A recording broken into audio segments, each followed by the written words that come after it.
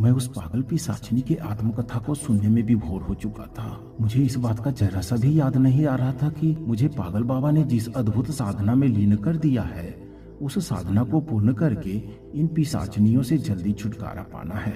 तभी मैं उस पागल पिशाचनी को बीच में रोकते हुए बोला, अब बस करो, रहने दो।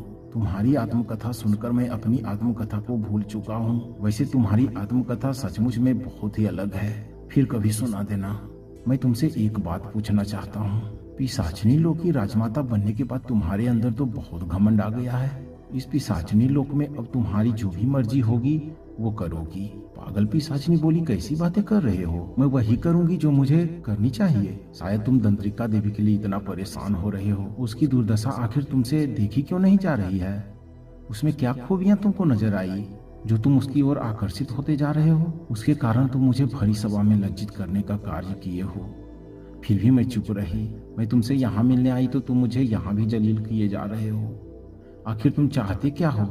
क्या इसलिए तुम मुझे पिशाचिनी लोक के सिंहासन पर बैठाए हो? पागल पिशाचिनी धीरे धीरे बोलते बोलते जोर जोर से बोलने लगी और मुझे डर था कि कहीं ये पिशाचिनी अपना सही रूप धारण कर न ले। तभी मैं उसको बीच में रोकते हुए बोला, जरा धीरे बोलो। मैं तुमसे किया कोई भी वादा नहीं भूला हूँ, लेकिन तुम सारे वादे भूल चुकी हो। कितना मेहनत करके रणनीति के तहत तुमको पिशाचिनी लोक की राजमाता बनाया और तुम्हों की सिंहासन पर बैठते ही सबसे पहला प्रहार मेरे ऊपर कर दी। क्या जरूरत थी तुमको भरी सभा के बीच में ये घोषणा करना कि सुरेश बाबू उस पिशाचिनी को तृप्त करने का कार्य एकांतवास में करेंगे, जबकि मैं तुम्हारे सिवा किसी को भी तृप्त करने के बारे में नहीं सोचा था और तुम्हों की गड़े मुर्दे को उखाड़कर उसमें जान डाल दी। शायद तुमको नहीं मालूम कि मैं तुमसे कितना प्यार करता हूँ। तुम्हारे लिए मैं एक ऐसा कार्य करने वाला था जो तुम कभी भी उस बारे में नहीं सोची होगी। मेरे द्वारा मोहब्बत वाली बातों को सुनकर पागल पिशाचिनी अपना आपा खोते हुए मुझसे चिपकने लगी। मैं बीच बचाव करते हुए बोला, देखो संक्रिता, तुम इसके काबिल नहीं हो। मेरे बातों को सुनकर पिशाचिनी मेरे तरफ कामुकता और प्यार भरी नजरों से देखते हुए बोली, मानो सुरेश बाबू, मैं आपसे बहुत प्यार करती हूँ, तभी तो मैं आपको भरी सभा से उठाकर इस एकांतवास में लेकर आई और जिस पिशाचिनी को आप तृप्त करोगे वो मैं हूँ। पागल पिशाचिनी के मुंह से इस बात को सुनकर मेरे पैरों तले जमीन हिलने लगी। उस समय मुझे ऐसा लगा था कि कोई भयानक भूकंप मुझे जमीन के अंदर खींच कर ले जा रहा हो। तभी मुझे बहुत जोर से गुस्सा आया और मैं चिल्लाते हुए बोला, क्या बकवास कर रही हो? तुम इतना बड़ा फैसला अकेले कैसे ले सकती हो? ये बात तो हमारी रणनीति में शामिल ही नहीं था। पागल पिशाचिनी बोली, तुम शायद भूल रहे हो सुरेश, कोई भी कार्य मैं रणनीति के विरुद्ध नहीं कर रही हूँ। तुम ही बोले थे कि पिशाचिनी लोक के सिंहासन पर जब तक मैं विराजमान नहीं हो जाऊंगी तब तक तुम मुझसे दूरी बनाकर रहोगे और राजमाता बनते ही तुम मुझे तृप्त करोगे। मैं तुमसे बिना पूछे सिर्फ तृप्त करने के लिए जगह ढूंढी हूँ। क्या मुझे स्थान चयन करने का भी हक नहीं है? पागल पिशाचिनी की बातों को सुनकर मैं स्तब्ध था और सोच रहा था कि तो ये बात थी। ये पगली खुद तृप्त होने के लिए रणनीति में बदलाव कर दी थी, लेकिन मेरे सामने तृप्त करने का ड्यूटी अभी भी रखा हुआ है। मैं चाहे इसको तृप्त करूं या उस पिशाचिनी को, लगता है तृप्त तो करना ही पड़ेगा किसी न किसी को। कुछ देर सोचने के बाद मैं बोला, लेकिन इस बारे में तुमको मुझसे बात कर लेनी चाहिए थी। अभी तुम यहाँ से जाओ और मुझे काम करने दो, क्योंकि मैं एक नई रणनीति पर काम कर रहा हूँ जिसके तहत हम दोनों का फायदा है। मेरे मुंह से इन बातों को सुनकर पागल पिशाचिनी बोली, अब कौन सी नई रणनीति पर तुम काम कर रहे हो? क्या मुझे नहीं बता सकते? मैं बोला, क्या करोगी जानकर? वैसे भी जब से तुम राजमाता बनी हो तब से तुमको सभी कामों में विघ्न डालने की आदत हो गई है। पिशाचिनी बोली, अब जब तक तुम इस रणनीति के बारे में पूरा नहीं बताओगे मैं यहाँ से नहीं जाने वाली। क्या फायदा होगा इससे जो तुम करने जा रहे हो? मैं तुम्हारा पूरा साथ दूंगी, अगर मेरी जरूरत है तो बताओ।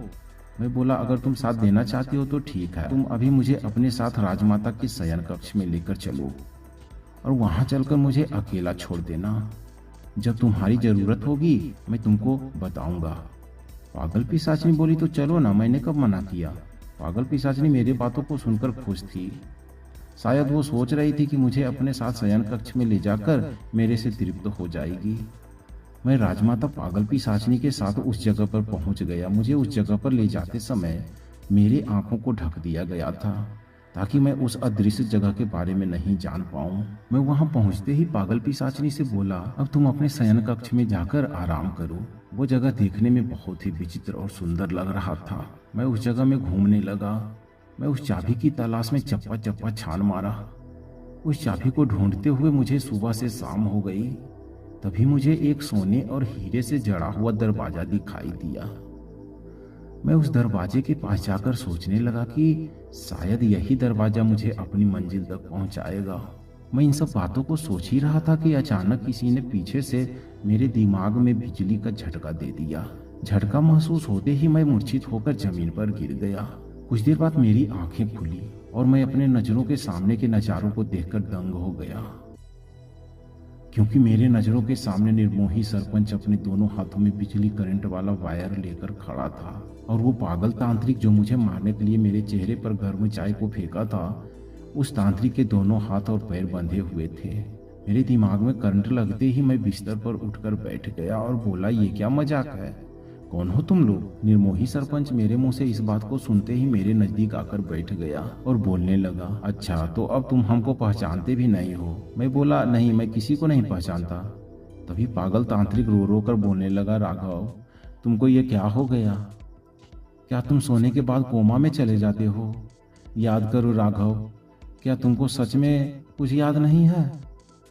हम दोनों इस निर्मोही सरपंच के डर से भागकर कामाख्या जाते वक्त रास्ते में सो गए थे और जब मेरी नींद खुली तो ये निर्मोही सरपंच हम दोनों के सामने बैठकर हमें जागने का इंतजार कर रहा था। मैं तो उस समय से अभी तक जागा हुआ हूँ और तुम उस समय से अभी तक सोए हुए थे। तुमको जगाने का बहुत प्रयत्न किया गया, लेकिन तुम पूरे 10 दिन के बाद जागे हो और मुझे 10 दिन तक ये निर्मोही सरपंच सोने नहीं दिया। बहुत कष्ट पहुंचाया है ये पगला सरपंच हमको।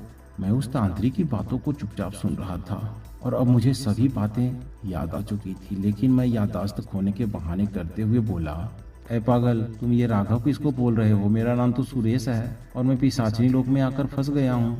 मेरे मुंह से इस बात को सुनकर तांत्रिक फिर रोने लगा और सरपंच जोर जोर से चिल्लाकर बोलने लगा कि तू ऐसे नहीं मानेगा, तुमको फिर से बिजली के झटके दूंगा तो तुमको सब कुछ याद आ जाएगा। इतना बोलकर सरपंच बिजली के वायर को मेरे दिमाग में लगाने के लिए मेरे नज़दीक आने लगा। तभी मैं बोला, इसको लगाने की कोई आवश्यकता नहीं, मैं जो भी तुमसे पूछता हूँ तुम उसका सही जवाब देना, हो सकता है मुझे सब कुछ याद आ जाए। सरपंच बोला, पूछो, क्या पूछना चाहते हो?